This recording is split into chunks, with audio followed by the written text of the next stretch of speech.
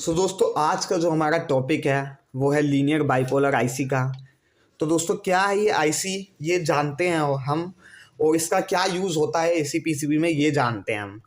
तो दोस्तों इसका यूज़ एसी पीसीबी में ये है कि जो एमसीयू है वो डिफरेंट डिफरेंट सेक्शंस कंट्रोल करती है इस आईसी की मदद से, लीनियर बाइपोलर आईसी की हेल्प से।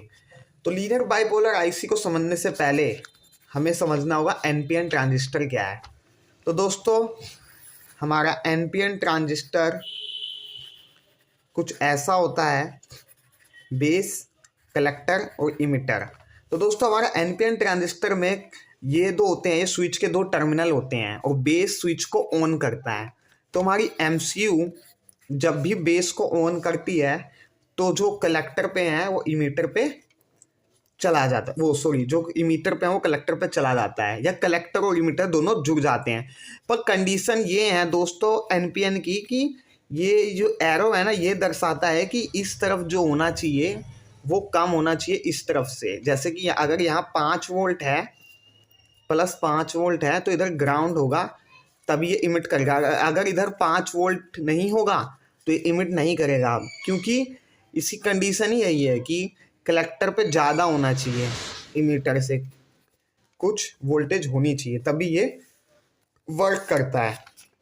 तो दोस्तों हमारी लीनियर बाइपोलर आईसी भी कुछ ऐसी ही है एनपीएन की तरह, और ये इस नंबर में आती है ULN 2003, ULN 2004, ULN 2005, ULN 2006 इस सीरीज़ में आती है। और एक सीरीज़ है इसकी ये किड 65004, किड 65005 ऐसे। तो दोस्तों आगे बढ़ते हैं। तो सबसे पहले मैं आपको बता देता हूँ कि ये एनपीएन वो लीनियर बाइपोलर आईसी कैसे क्या है। आज मैं बस यही बताता हूँ आपको कि ये क्या है, और बाकी चीज़ हम बाद की वीडियोस में करेंगे। तो दोस्तों लीनियर बाइपोलर आईसी में आईसी कुछ ऐसी होती है जिसमें 1 2 3 4 5 6 7 8 9 10 11 12 13 14 15 16। तो दोस्तों एसी पीसीबी में कोई भी चीज़, हाँ कोई भी पिन जब भी हम गिनते हैं तो उसको एंटी क्लॉकवाइज गिनते हैं दोस्तों। तो दोस्तों इसकी जो पिन डिटेल है वो मैं आपको बता देता हूँ, फिर इसकी वर्किंग बताऊंगा कि ये कैसे वर्क करता है दोस्तों। तो सबसे पहले ये इसकी 1 नंबर पिन हो गई, ये 2 नंबर, ये 3 नंबर, ये 4, ये 5, ये 6, ये 7, ये 8। 8 के सामने 9 10 11 12 13 14 15 16। तो दोस्तों सबसे सिंपल है इसका 8वां नंबर पिन, जहाँ से इसकी शुरुआत होती है। 8वां नंबर हमारा ग्राउंड होता है और 9वें नंबर पे वीसीसी की सप्लाई होती है। कभी कभार वो सप्लाई 5 वोल्ट की भी हो सकती है या 12 वोल्ट की भी हो सकती है। मेन चीज़ क्या है, इस कंपोनेंट को चलने के लिए कोई भी सप्लाई की जरूरत नहीं है। जैसे कि एमसीयू जब चलती है तो एमसीयू को क्या रिक्वायरमेंट है चलने के लिए, ऑपरेट होने के लिए ग्राउंड की रिक्वायरमेंट है और +5 वोल्ट की रिक्वायरमेंट है। बट इसको कोई रिक्वायरमेंट नहीं है, बस इसके लेग पे रहता है, 9वें नंबर पिन पे रहता है, जिससे कि आगे किसी को दे सके, ठीक है, पास करने के लिए। तो दोस्तों हमारा जो ये 1 नंबर है, 2 नंबर, 3 नंबर, 4 नंबर, 5 नंबर, 6 और 7 नंबर, ये क्या पिन है? तो दोस्तों ये है बेस, ये सब है हमारे बेस। 7 तक है हमारे बेस। एमसीयू जब भी बेस पे कमांड करती है,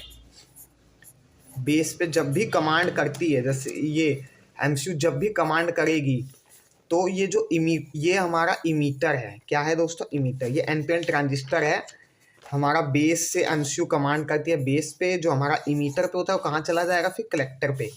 तो हमारा जो कलेक्टर से जुड़ जाता है ना, ये 2 स्विच है ना, तो वही ये 2 स्विच हो गए दोस्तों, ये दोनों स्विच हो गए। कैसे? जैसे कि अगर एमसीयू को 1, जैसे ही एमसीयू 1 को अनेबल करेगी, 1 पे जो 1 नंबर को अनेबल करेगी, मतलब 1 पे जब सप्लाई देगी तो ये जो इमीटर है वो 1 से कनेक्ट हो जाएगा दोस्तों। कनेक्ट ऐसे नहीं होगा दोस्तों, वो उसकी फंक्शनिंग ही ऐसी है कि जो ग्राउंड है वो यहाँ से निकल जाएगा फिर 16 नंबर से, जिस नंबर को अनेबल करेगी एमसीयू। अब क्या वर्किंग क्या है इसकी?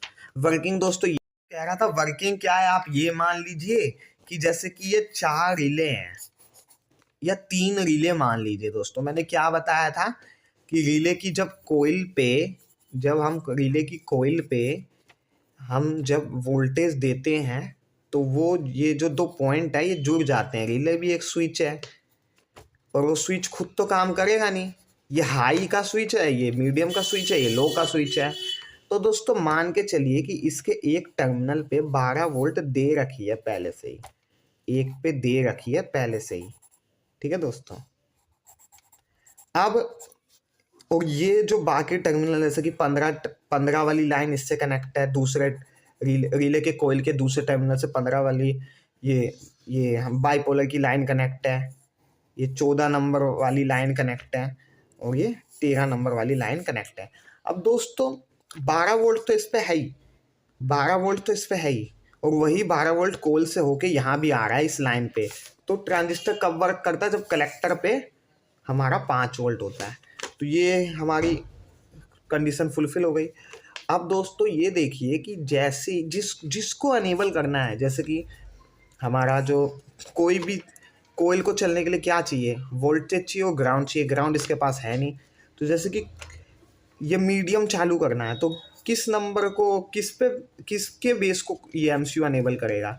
तो दोस्तों अगर मीडियम चालू करना है, मीडियम हमारा 14 से कनेक्ट है, तो एमसीयू 3rd नंबर पे सप्लाई देगा, जिससे कि ग्राउंड इससे जुड़ जाएगा 14 से, और ये हमारा मीडियम चालू हो जाएगा। यहाँ पे नेगेटिव बनने लगेगा, यहाँ पे 12 वोल्ट है, कोयल हमारी चालू हो जाएगी, वो दोनों पॉइंट कनेक्ट हो जाएंगे। तो दोस्तों ये इसकी सिंपल वर्किंग है हमारी लीनियर बाइपोलर आईसी की। आप प्रैक्टिस करते रहिए, समझते रहिए, आपको जरूर आएगा। बने रहिए वीडियो के साथ और मिलते हैं किसी वीडियो में। जय हिंद, जय भारत।